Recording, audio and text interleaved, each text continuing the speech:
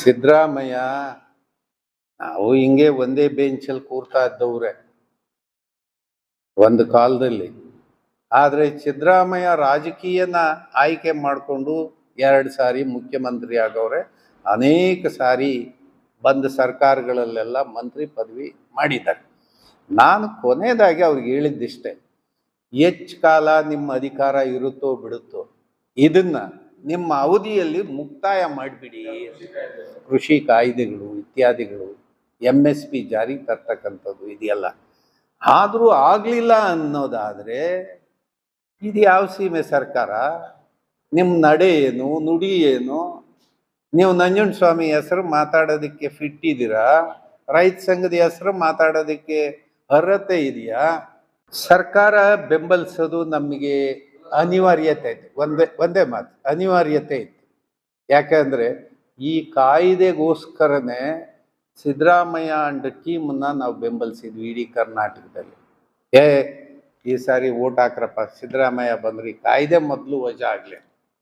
ಕನಿಷ್ಠ ನಿಮಗೆ ಆ ಗೌರವ ಉಳಿಸ್ಕೊಳ್ಳೋ ಯೋಗ್ಯತೆ ಇಲ್ಲ ಅಂದರೆ ಮುಂದಿನ ಸಾರಿ ನೀವು 50 ಬರಲ್ಲ, ಖರಾಬ್.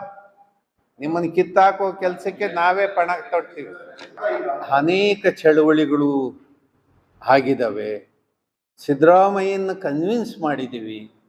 ಆದರೆ ಈಗ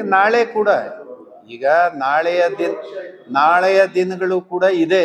ಇವತ್ತು ಕೂಡ ಈಗ ಯಾದಗಿರಿಯಲ್ಲಿ ಸಭೆ ಮಾಡ್ತೀವಿ. 30ನೇ ತಾರೀಕು ಬೆಂಗಳೂರು ಸ್ಟೇಟ್ ಕಮಿಟಿ ಮೀಟಿಂಗ್ ಇದೆ, ತೀರ್ಮಾನಗಳನ್ನು ತಗಂತೀವಿ. ಇಷ್ಟೊಂದು ಖರಾಬಾಗಿ ಹೋದ ಮೇಲೆ ಇವ್ರನ್ನ ಮುಂದುವರ್ಸೋದಕ್ಕೆ ಸಾಧ್ಯ ಇಲ್ಲ ತೆಗಿತಿರೋ ಇಲ್ವೋ, ಇದರಲ್ಲಿ ಫೈನಲ್ ಆಗಿ ಸರ್ಕಾರ ತಾವು ಬಾಯಿ ಬಿಟ್ಟು ಮಾತಾಡಬೇಕು.